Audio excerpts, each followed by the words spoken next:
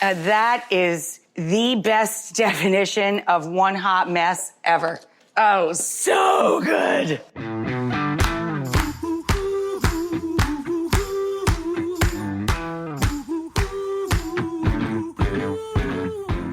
Hey everybody, I'm Rach, Rachael Ray, and you're listening to CookTracks.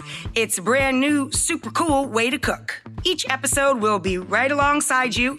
Well, kinda, will be in your ear, taking you step by step through a dish or a meal in real time. We'll be adding a little pinch of tips, tricks, and fun stories to keep you guys entertained and up your cooking game. Needless to say, we've got your back in the kitchen.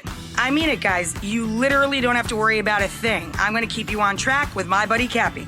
Think of him as our kind of play-by-play announcer for the cook-along. And since not all stoves are created equal, boy do I know that, if you guys get a little caught up, just hit pause. You don't have to read a recipe, and it isn't rocket science. This is not something you're supposed to take seriously. We want you guys to have fun. Follow along, and at the end of each episode, we'll have made a dish or a meal from start to finish together. Gather up your ingredients, pour yourself a drink or a cup of tea, and turn your volume up to 11. This is CookTracks. For this episode, you're stuck with me, and I can't wait for you to make this dish. Let's talk prep work. You can keep on listening to this episode, but if you go to your episode notes on your device or cooktracks.com, you'll find the ingredients and equipment lists that you need to cook along with us. Everybody ready to rock the kitchen? I'm gonna head on off and meet up with Cappy. Let's do this. All right, let's rock it out. We're here in your kitchen. What are we making? Well, more importantly, before we start making anything, Cappy, is what am I pouring? We're making a traditional, maybe the simplest Italian pasta I know. It's a traditional Tuscan dish. We're making Pici, which is basically fat spaghetti. Pici, A-L-L apostrophe, aglione, with garlic sauce, a garlic tomato sauce, okay? So the first thing we do is pour a glass of wine. Cheers. Yes, cheers. This wine's actually from Piedmont, but my favorite Tuscan wines are, of course, Rosso di Montalcino and Brunello di Montalcino because I was married in Montalcino. Yay! This wine doesn't suck either. But Montepulciano is where I do a lot of cooking too. I love Tuscany for many reasons, but what I love about Tuscan food specifically is its simplicity. There's very few, really refined, very few ingredients of cooking, but the style of cooking is rustic. Got it. So the flavor tastes sophisticated and delightful and really clean and unique, but the cooking style is very rustic and there's always very, very few ingredients. In this dish, you're literally looking at all of the ingredients. Garlic. You can't make garlic sauce without garlic. It's a garlic tomato sauce, cherry tomatoes that we've given a rinse. I bought them on the vine. They tend to be more sugary. They're a little bit pricier though, and you are going to cook them down, so that will intensify their sugar content regardless. So about 2 quarts, I'd say, or about 8 cups of cherry tomatoes per 1 pound or half kilo of Pici. To add to our garlic, you're going to use a whole bulb of garlic or 7 or 8 fat cloves. I peel my garlic when I bring it home from the store, so I already have a copious amount of it on hand. A few leaves of torn basil, so I have my basil. Butter and good olive oil, and the pasta itself. That's it. And salt, of course. And these days you can find mostly any ingredient anywhere, but if you can't get your hands on Pici, substitute? I would order it online. There's a million places you just Google it. Sure. There's a ton of Italian importers that ship. It's usually free shipping, and I buy, a bunch of different specialty pastas and just stock up the pantry once every 3 or 4 months. But a good solution for Pici, if you want to make it tonight or you just don't want to be bothered with going online, of course, any fat spaghetti. How about bucatini? How about that? Bucatini is fine. It's hollow in the middle. It's a much quicker cooking time. If you are making proper Pici, it's very dense and it is not hollow. It will take 20 to 22 minutes, legitimately, for it to cook. So anytime we're cooking pasta, the first thing we do is put a large pot of water on to boil. By large, I mean per pound, 5 to 6 quarts. Bring it to a full rolling boil before you salt it. Why do we salt the water? To flavor the pasta itself. Why do we wait till it boils? So the salt doesn't sink and scar the pot. Tip and tip. I use kosher salt. You can use coarse sea salt. That's fine as well. The coarser the salt, the bigger the mark it will make in your pot. So that's why we wait till the water's boiling. We're seasoning the water because it not only flavors the pasta, but we're going to use the water to marry the pasta to the sauce. We do that with anything. Imperative with something like a cold sauce, like a trapanese, like a tomato Sicilian style pesto, or traditional pesto. Ligurian, pesto genovese. But you really should do it with pretty much everything. Aglio olio, which is just garlic and oil. Any red sauce, I always save the water right before you drain. We're talking about the cooking of dried pasta now. Got it. Not fresh. Right. Fresh pasta cooks very quickly and you can cook it in less. There are recipes where you cook pasta in very little water.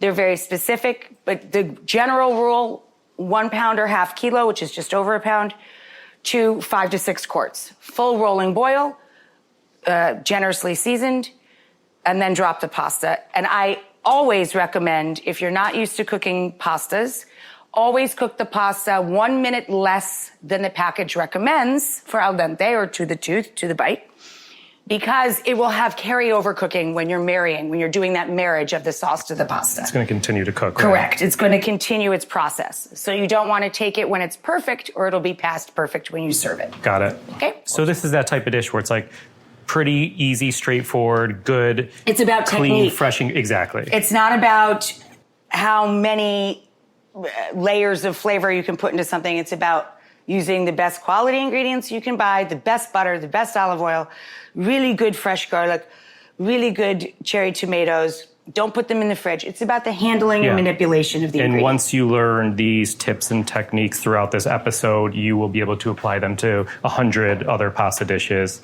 to make them that much better. Also in Italy, pasta is not usually eaten as the main course. It's eaten as a small course, and usually at lunch earlier in the day. And at dinner in very small portions. It's primi piatti, the first course. That doesn't keep us from eating it for dinner a lot. Whenever, Sunday is not Sunday for John without a giant, literally platter of pasta. Giant platter of pasta. But this is one that no matter how many complicated sauces, like a cingale sauce that's slow cooking and marinates for a day, and then it goes through this slow cooking process, and then you chill it another day, and then you skim it, and then you serve it. I can work really hard on cingale, which is wild boar meat sauce, hand cut and handled when I'm in Tuscany cooking.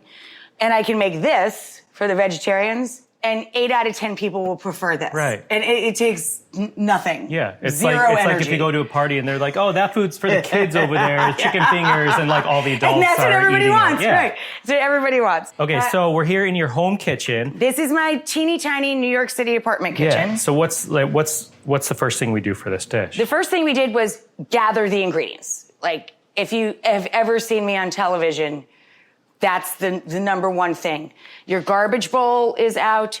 I poured my wine, or you can pour a cup of tea if you prefer, and you gather your ingredients. So I have my butter, I have my garlic, I have my basil, I have my tomatoes, I have my pici. I have the olive oil and the salt by the stove. The water's coming up to a boil. I have a bowl to put the cut tomatoes in, and I have my washed tomatoes. And so now I'm ready to cook. Right. And if you don't have any of these ingredients, or your water's not to a boil, hit pause, you're good, and then come back and join us. Correct. So now we're going to move on to the processing of all of our ingredients. And each one of these things has a fun little twist or trick to it. What are these, Cabby? Deli lids. Deli container lids, like you would find at a salad bar or your grocery store. A lot of us save them, right? We bring home different containers of stuff and we save and wash the containers, right? Well, a really cool use for them is to fill them with cherry tomatoes. Both lids should be facing up. You fill the indentation in the bottom lid with small tomatoes. This is such a good tip. It never gets old. And you put a lid on top. And if you need to see a picture of it, and you cut it across. Check out the website. With a good sharp knife. This will not work if your knife is too dull to cut butter. So keep a good sharp knife, okay? So you have those 8 cups of cherry tomatoes. Rachel uses them on the vine. She's slicing them using that deli container trick. If yours are already sliced. And it'll hold about 8 to 10 each time. So it really cuts down on the time. Because normally you would be chasing this around with a little paring knife and going one at a time. And when you're going through so many tomatoes, like that eats up the clock. You know what I mean? It's just pretty brilliant. So if you have already sliced your tomatoes, you can fast forward a bit. If you haven't, hang tight. I have to tell you, we tried to out-engineer this years ago. The folks who I work with to create products for the kitchen, we tried to out-engineer this, and you can't. Like, making this smarter and easier doesn't exist. No. Just go get the 2 deli lids. Yeah. Just go buy 2 buckets of olives and save them. Yeah. That's all, just save the lids. Or if you take 2 deli lids off the container at the grocery store, you probably will get a weird look, but you know what you can ask them to pay for them. You don't have to steal them, Cappy. I'll offer them a nickel.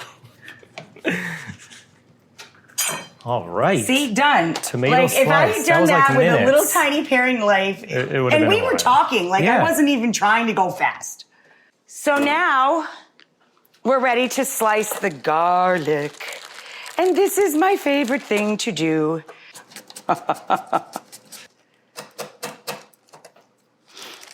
One more good fat clove and I say we're good to go. If you don't like garlic, you shouldn't be listening to this. No, I'm just kidding. We are not browning garlic in any way, shape, or form in this dish. We are keeping the heat extremely low.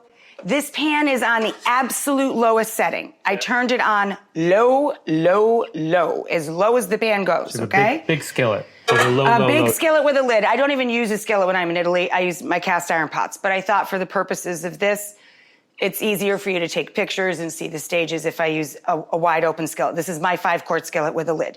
You need a pot with a lid. If I were cooking in Italy, I would simply use a cast iron or a stainless pot. Okay. A sauce pot. Sure. A big, deep, I'm going to make a pot of sauce pot. Okay? But we are working over low heat to start. Very low heat.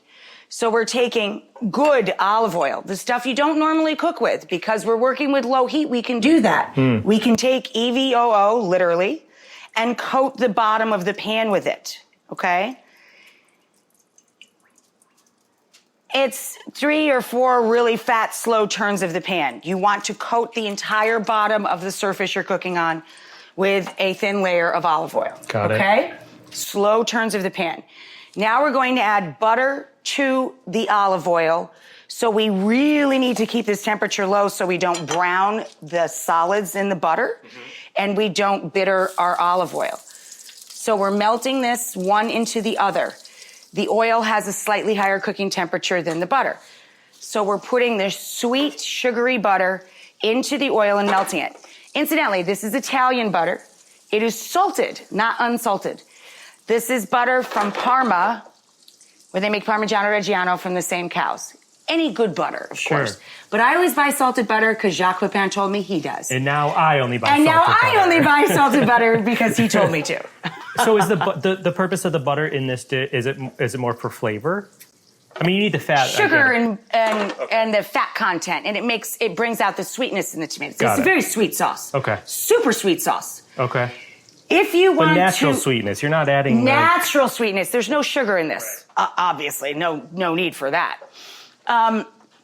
If you want to add a little heat, and I'm glad you said that, you can add a half of a small chili, a red chili, preferably, but green is fine. Half of a small fresh chili or a pinch of chili flake. You don't add black pepper to this sauce.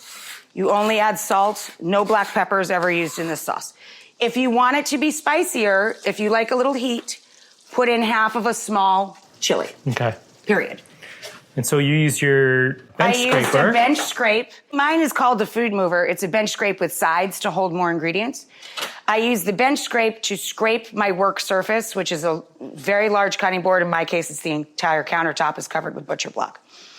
And I use that to move that whole bulb of garlic, 7 or 8 cloves of very thinly. Look, it's so shaped, so thin. So garlic is added to the pan of oil and butter. With the butter and the olive oil. Couple fat tablespoons of butter and an even coating on the bottom of the pan of good fruity olive oil. And now we're just swirling. See how we're just keeping this moving? Very low. Take a picture of this. It's barely bubbling. Nothing is browning. It's barely moving. It's just gently melting, mushing all together. This is my childhood memory smell right now. Like when I was in my room and my mom was cooking that melted butter, oil, garlic, it's magic. Your mom is an excellent cook. I love her. You know, I don't eat sweets at all. I love your mother's rugla. Not that you give it to me until 3 months after Christmas every year. That was a mistake. Yeah. What did I come in for, Cappy? Oh, the little chili pepper. I have some chili pepper in here. I'm going to add a half a chili just because I like things with a little heat. Yeah. But this is what I'm talking about. Just a little bit of a fresh chili. We'll spice it up without the use of black pepper of any kind. Now, that's just if you want balance. Like, this is delicious as a sugary, lovely thing. Oh, so you just halved a red chili and you just added it in? A red finger chili, yeah. Half. I just you threw didn't it in chop there. it up? Okay. No. You're just putting it in there for flavor. Got it. So now we've swirled this, what'd you say, 2 minutes? Yeah. Okay. And now we're going to add all of our tomatoes. You ready? Yep. Here they go. 2 quarts of tomato. A lot of tomato. This is a 5-quart pan. See, it went up the sides halfway. And now we're putting the lid on. Okay. Now this is important. Now we can turn this up. Got it. Because we're trapping the heat and all the liquid. Okay. So now the tomatoes will give their juice and slump, and all of that juice will concentrate and keep the pan wet so the garlic will never singe or burn. Got it. Okay? We should also put in a fat pinch of salt, because what does salt do, Cappy? Salt brings out the flavor in ingredients. It also draws out release liquid. Moisture, yeah. Right. So it'll pull out all of the juice from our tomatoes. So we put that 2 fat pinches of kosher salt in there, or fine sea salt, or kosher. And we're going to 2 good pinches, and we're going to turn our heat up between medium and medium high, just over medium. You don't want to go crazy here, but you want to get some good heat trapped in there to slump everybody. So what are you looking for? The tomatoes will collapse. This will cook about 20 minutes. When it's close to the end, which is the exact time we want to cook our pasta. Got it. Right? If you're using Pici. Timing, peeps, timing. Timing is perfect. Yeah. So it should take you 5 minutes to get that in the pan and about 20 minutes to cook the pasta. So this is pretty close to a 30-minute meal, considering you're using such long cooking pasta. Now, if you're using bucatini, it'll take much less. I put in just towards the end, once the tomatoes start to break down, a few leaves of torn sweet basil. Okay? So now we're going to take the lid off because our pasta water's to a full rolling boil over high heat. We are now going to copiously, like really generously season our water. Should it taste like salt? It should. It should taste like salt water. In goes our Pici. This is half of a kilo, so it's just over 1 pound, 1.1 pound. And the Pici, as I said, takes about 22 minutes. So you set your little timer or whatever.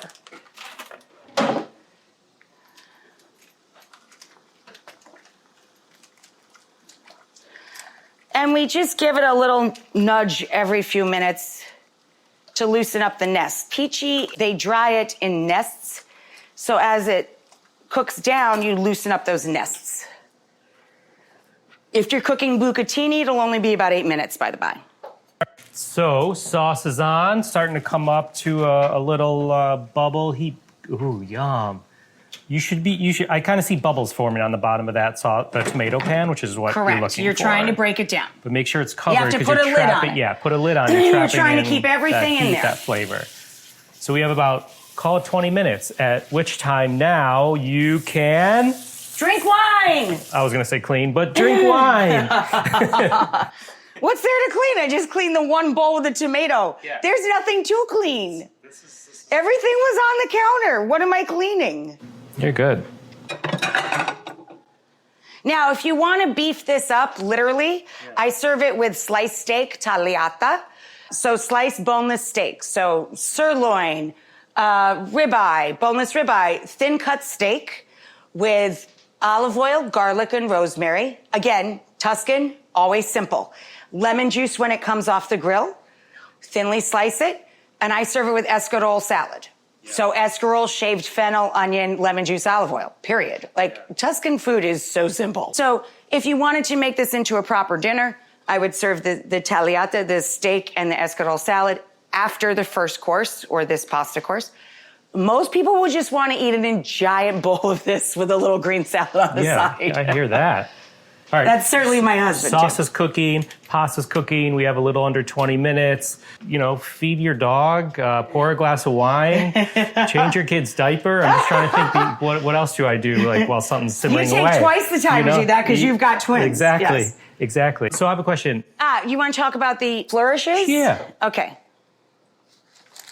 Also on my counter are parsley and mint, grated pecorino cheese, and some Sicilian pistachio. Or you can use Piedmont hazelnuts, like really good hazelnuts or walnuts. I think a fun garnish for this, especially in the summer months, for me, is to serve it with a little very finely chopped grassy parsley and the bright flavor of a little fresh mint. I find it pairs really well with the cheese that everybody likes to serve with this and sprinkle on top or mix in when you're marrying it. Pecorino. Pecorino is sheep's milk, super salty, tangy flavor cheese.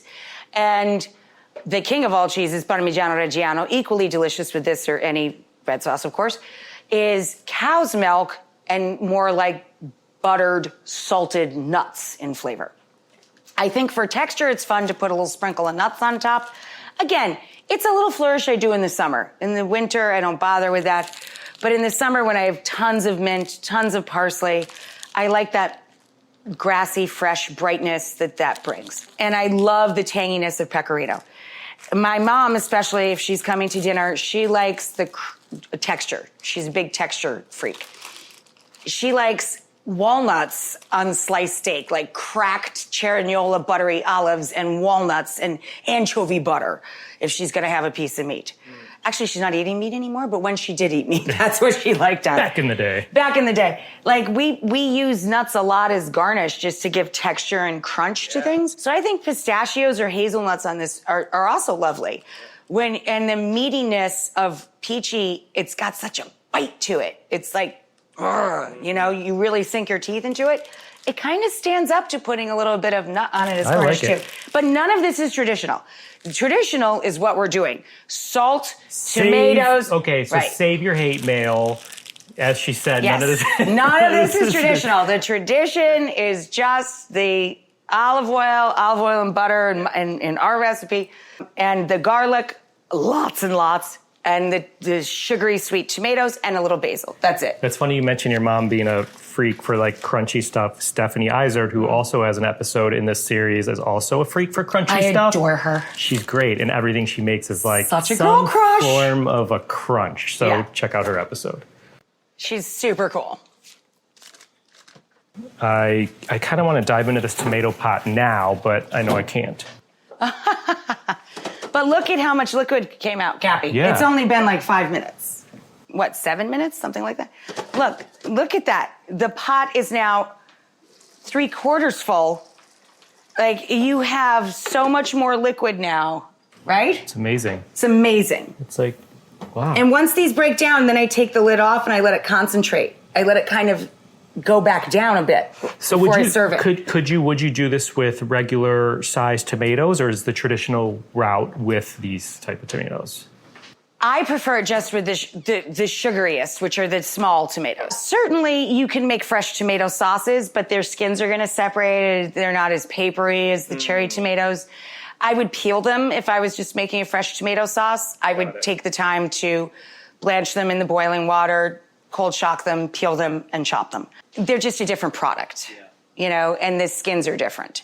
Skins are tough on the larger the tomato, as you know, the tougher the skin gets. So that's just me. You could do whatever you want. I can't see you. You know what I mean?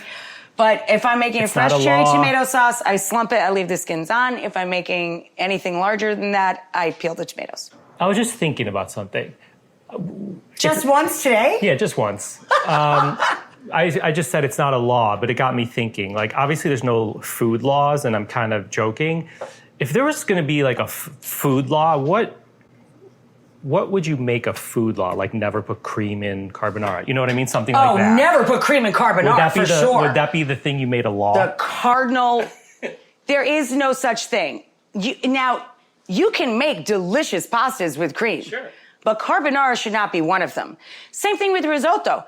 You can make many risotto recipes that include cream. Many seafood risottos especially have cream. But risotto, by definition, should be creamy because you've developed the short grain rice itself. Because you took the time and the labor to make it creamy with the spinning of the spoon against the round bottomed pot. The spoon should have a hole in the middle of it to develop the starch in the rice. And that reminds me, we have Rocco DiSpirito this season too, who Love may him be too. making risotto. Just saying. He's fabulous. Now, again, Rocco may put cream in his, although that would surprise me because he's very health conscious. Yeah, and Italian. But I'm just saying, to make risotto creamy by definition does not require cream. Got it. The recipe may add cream for sugar But that's not content what and gives richness, but you should have a creamy risotto regardless of whether or not you added that dairy product. Right. Okay, we're about halfway through here. Your tomatoes have been simmering, pasta's been cooking about 10 minutes. So we got 10 minutes for you to learn more. All right, why are you obsessed with this dish or an ingredient in this dish right now? Because no matter how hard I work on a sauce, even if it takes me 3 days to make it, like the cingale, the wild boar sauce that I make every year for our anniversary.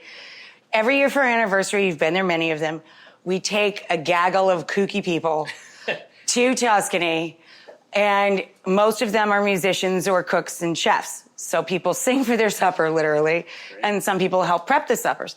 No matter how elaborate I make dishes, it's always the simplest, tiniest, nothing recipes that people are most in love with. And the reason I'm obsessed with this dish is that people find it so groundbreaking. You know, when they make it, they're like, oh, that's so delicious and there's nothing in it and I can do it. It's very empowering. So I like how it makes people feel when they make it. That's really cool. That's my job, is to make people feel good about themselves, not about me when they cook. But I also love that it just makes you scratch your head. Like, no matter how much you try and outthink something or make it bigger, better, faster, stronger, the bionic or $6 million man of a dish, it's always going to be things like this that draw people. You know, ratatouille. Remy cooks ratatouille, this simple little vegetable, eggplant, zucchini, tomato dish. For Peter O'Toole's character, the grumpy old food critic. And it brings him back to his childhood. And it, reinvigorates cuisine in Paris. So that warms my heart. Mm-hmm. I will always be obsessed with this dish because of its simplicity and what it does for people, how much it gives to them. Yeah. That it's a dish that gives back and it takes so little to do it. Yeah. It just takes the attention. You're really amazing with your recipes because obviously I've cooked tons of your recipes, but I feel like on one side of the spectrum, you do this incredibly well, the simplicity and drawing out flavors, because you're all about flavor in a dish. But then on the other side, it's adding an ingredient to complement other flavors. Does that make sense? Like sometimes you'll rattle off a recipe to me and I'm like, oh, that's interesting. She's putting soy sauce in there or whatever. Yeah. And then I make it and I was like, damn, that's delicious.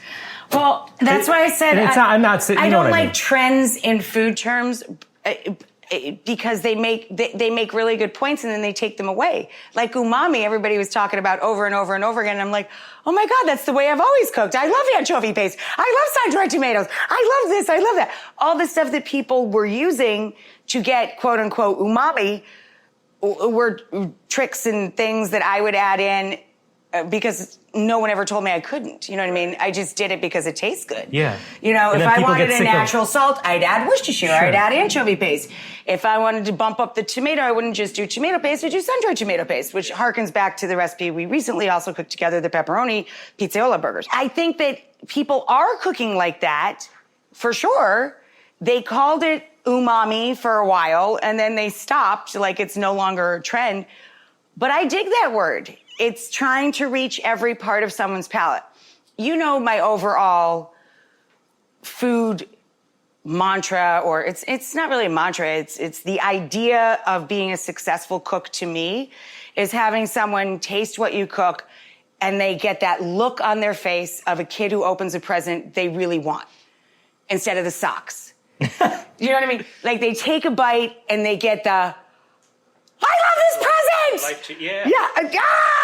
Yeah. Well, okay, so speaking of that. Like, and you could tell, especially with you, you got the boogly eyes because you like something. Your eyes go, boing! Totally. 100%. Boing! Okay, so with that, feel free to give your tomato sauce pot a little shake, stir your noodles if you need to. I've been shaking this pot every couple of minutes, and now there's so much liquid in it.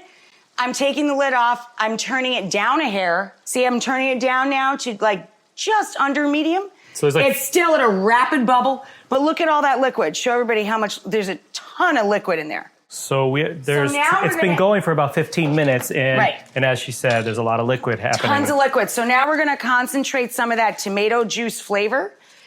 And now I'm gonna take down that heat a bit and add our basil. Basil's a funny thing. In Italy, they got types just like we have here. And that, like the basil that they make Genovese pesto from, those basil leaves are like sacred, tiny, they're literally called holy basil. And they're little itty bitty, super sweet, sugary, nothing like this. In Tuscany, they're hardy, it's cold, it's, up and down terrain, hills and valleys, of course, and their basil's much sturdier, very similar to what you would normally buy here in a grocery store. Once in a blue moon, I see at the green market, or sometimes in Garden of Eden here in New York, they have the fancy basil, in which case I bring it home and I make pesto if I'm here in the city. Yeah. And up in the country, we can buy that variety online of Italian seeds. So we have two types of basil. A little more hardy, you get a longer season, a little more delicate. My grandpa never put a knife to basil that I ever saw in my entire life. There's no need for this sauce to do that. You just gather up your leaves, tear them, throw them in. A handful. Small handful. So small handful of basil Small leaves. handful of basil. And you just tear the larger leaves and throw them into the sauce. If you are making a dish where you'd like a basil confetti, the appearance of a properly sliced herb in a pretty presentation, it literally looks like confetti. All you do is pile the leaves on top of each other and roll them into a log. And then you run your knife with the tip of the knife on the board across. You only put the knife down from the back and you go straight across, and that's how you make a chiffonade. But that's neither here nor there for this. Really, all you gotta do is just give it a quick tear. So last few minutes. And melt in, right, last couple of minutes. Last few minutes, add the basil to the tomato sauce. So it really adds something. It kind of diminishes the longer it sits in there, you know? Look at that. It smells incredible. And it's got just the right amount of liquid now, so now I turned it down even more. I turned it down right down to nothing now. I'm just keeping it hot. My wife is going to love this dish. This is so simple. I mean, Cappy, seriously, could you get easier than this? It's amazing. And look at that. The best part is you're smelling what we're smelling. But literally, that happens in front of your eyes. It's so fun. And that's what's magic about cooking. Is it really is like a magic trick. Yeah. Like that happened in front of your face in a couple of minutes. So I have a question. We talked about like that feeling you get when someone takes a bite of your food and I get all googly-eyed. What's the last thing you made or that you ate at a restaurant that you kind of like stopped in your tracks and you were like, oh. Last night. What'd you make? Lamb and eggplant ragu with egg pappardelle and ricotta salata. Yum. My husband and I just kept looking at each other. Oh my God. It was a ground lamb sauce with minced eggplant and egg pasta and that crumbled ricotta salata all over it. And mint? It was crazy. Yep, mint. Yep. Pistachio? And it had red vermouth in the sauce. So it was like, it went deep. Yeah. It was good, man. Sounds amazing. I don't want to ruin it. People will never want to CookTracks it with us. I was going to say, next season. One person living or dead, let's do living, that you have never cooked with that you would love to cook alongside, learning from them or teaching them. I mean, Jacques Pepin's the greatest living chef, and I never thought I'd ever meet him, let alone call him friend. So that's my favorite, like, living person to cook next to, because he's just amazing. He can bone and restuff a chicken in less than 7 minutes with a knife the size of my ring finger. I've seen him do it. But the next people I want to cook with are always the next people I have a date to cook with. Oh. I have a couple friends that I'm supposed to be cooking with tomorrow, but Izzy's back isn't doing so good, so we postponed it. So everything I'm thinking about is cooking with them. Got it. For which one? We're about 20 minutes. Oh, good. So we should taste our Pici. Taste your pasta. So I just think about the next people I get to cook with. Very close. And my friends in Brooklyn, we have a fun idea for cooking at their house. We're going to do a kind of a cook-along. Yeah. I'm bringing the margaritas, the gazpacho, and the grilled and chilled shrimp as a snacky poo. And we're going to make a Mexican fiesta, but they're getting all the ingredients, and I'm going to show them how to make the dishes. That's a good trade-off. So it's a cook-along. Yeah. Like it's a really fun idea. Yeah. You know, like if your friends invite you over, but they don't do a ton of cooking, but you do a ton of cooking, and they want your recipes, they get the goods. Like, I sent them a punch list, and they're going to do that shopping, and I'm going to bring some cocktails to get the ball rolling. Sure. And a little gazpacho, and so everybody's contributing, and everybody's cooking together. I think that the lesson to learn is that it's fun to cook in a group, whether you cook every day or you've never cooked in your life. Because it takes in a weird way, it takes the pressure off. Like, people think it puts the pressure on, but it doesn't. Everybody will rib everybody, and it'll remind you that food is supposed to be fun and bring us together instead of being taken so seriously and tearing us apart. It's supposed to be the opposite of that. So I like that whole, what we're doing right now, like that whole vibe of just cooking with other people around makes it fun and conversational. Yeah. You don't take yourself too seriously. Totally. Okay, so now we're gonna do this super important part. I'm going to grab a mug. Sauce has been cooking for about 20 minutes and change. Pasta.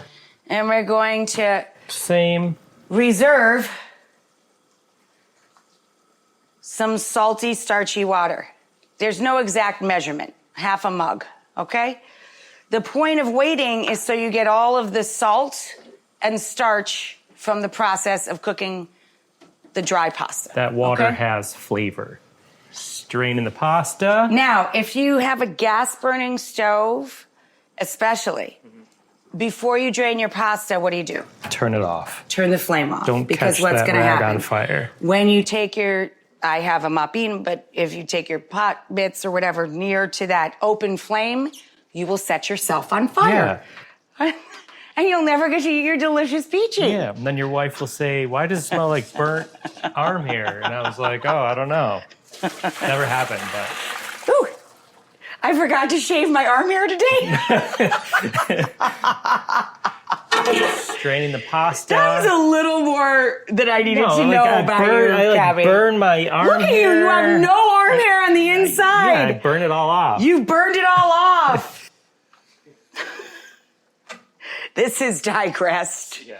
So pasta strained in a colander. Okay, pasta just went in with the sauce. Now, if you do not have a super deep skillet, will you grab that? Yeah. There was a rogue piece of Pici that went screaming across the room.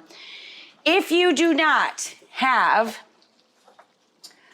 a big deep skillet or pot like this, you can drain the pasta and add part of the sauce to the pasta pot. Toss the pasta in the pasta pot.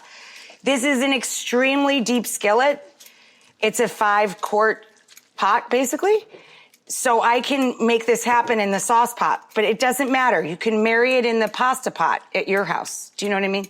This is in the pan that I made the sauce in. So sauce but equally, you could do it in the sauce that you made the pasta in. Understand? You need to be able to toss all of the pasta with all of the sauce. So if your pot is big enough that you're cooking the sauce and you want to strain your pasta and add it right to that pot of the tomato sauce. If it's not, strain your pasta, add it back to that same pot. And put it back into the empty pasta pot. And then add your tomato sauce to that. So now I added some of the starchy cooking water And now I'm adding pecorino cheese. You don't have to, it's delicious as it is, but most people like to eat this with cheese, grated cheese. So I'm melting that in. I'm emulsifying the cheese into the pasta dish instead of just dumping it on top. We're turning it into the pasta and marrying it with the sauce to the Pici itself. It's almost like glazing the noodles rather than getting clumps of cheese. Correct. You're not just putting cold, lumpy bits of cheese on top of something. You're folding it into the sauce. And I'm just going to remind everybody listening, as you said, you cook your pasta usually a minute before the package says. 1 minute less so that it continued, because this is called carryover cooking. Right, because right now it looks like there's a decent amount of liquid in this pan, but really that pasta is still absorbing. It's absorbing it. And you want liquid, you want sauce. Who wants to eat a dry bowl of pasta? Right, so over the course of the minute or two you're stirring, those noodles are going to continue to soak They're up not liquid. noodles. I They're knew you were going to Pici. say that It's to me. pasta. I knew you were going to say that to me. Noodles are egg noodles. They are Asian noodles. They are lots of things. There's many types of noodles in the world. Fired. This is pasta, and this particular pasta is called Pici. Pici. The elbows. Really? The elbow macaronis. I'm gonna double down. Do you see what I did there? Yeah. I put parm and pecorino because my husband likes the marriage of the two. We're doing cow's milk and sheep's milk. We're going crazy. That is the best definition of one hot mess ever. That looks delicious. Oh, so good. Now I'm gonna do my summer flourish because it's hotter than heck out today. I think it's 88 or 90 right this minute. So you're going to garnishes now. You have your parsley and your mint. Correctamundo. Parsley and mint stacked up a little bit if you haven't already. Give those a little rough chop. Now this is a flourish. You don't need to do this. It is non-traditional. It's just how I roll. Right. There are very few herbs that I would ever use dried.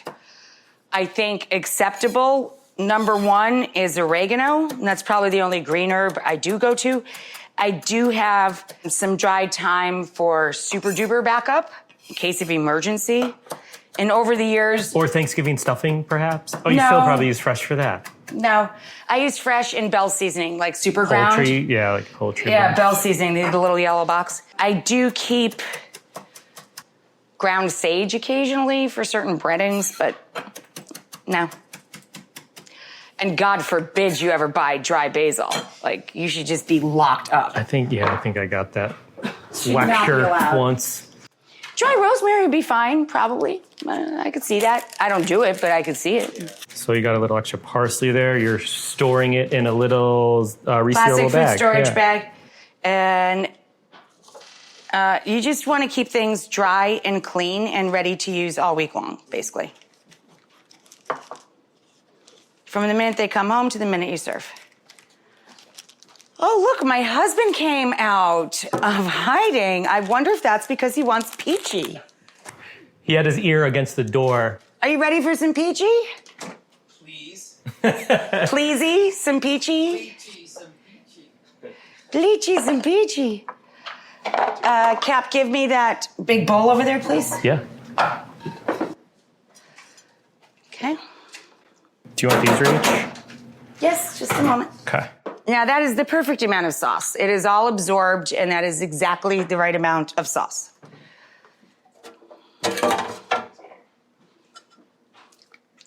So pasta from the skillet, from the pot, into your serving bowl, your big pasta bowl, your big noodle bowl. Just kidding. Oh, you're so funny. Not. Sprinkling those fresh herbs over the top. Mm-hmm. Yum. And a little crunch. How about a little pistachio? There you go, kid. Amazing. There you have it. Pici al aglione. Did I pronounce it No. right? Damn it. Al alione. Pici al Al alione. alione. Pici al alione. Nice Lee. Jewish boy pronouncing G-L-I the. is Lee. All right, there you have it. Pici al alione. Beautiful. Boys, you gonna try some? Whether you just listened for fun or you cooked right along with us, we want to thank you. If you did cook a recipe, we want to see your food. Take a pic and tag it with hashtag CookTracks. You can find more info and keep up to date with us at CookTracks.com. CookTracks is cooked up by Cappy, Ian Cohen, and Charlie Dugiello, with editing from Joel Yeaton. Music has been composed by Jeffrey David Goldford. Special thanks to Red Summit Productions. Please rate, review, and/or subscribe to this podcast on your listening site of choice. Thanks for listening to CookTracks. We got your back in the kitchen.